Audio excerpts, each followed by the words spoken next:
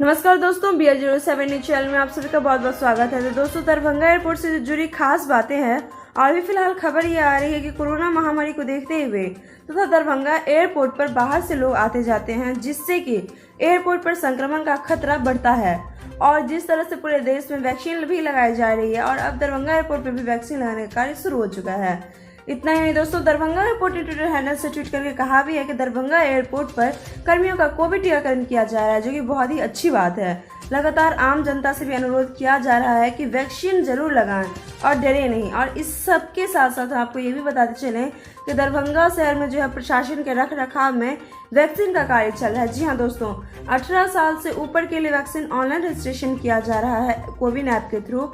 और online registration करने के लिए लिंक हमने अपने डिस्क्रिप्शन बॉक्स में दिया है और आप वहां से देख सकते हैं कि किस तरह से ऑनलाइन रजिस्ट्रेशन करवाना है आप सबको। उसके साथ 45 प्लस से ऊपर वालों के लिए पूरी ऑनलाइन रजिस्ट्रेशन नहीं है।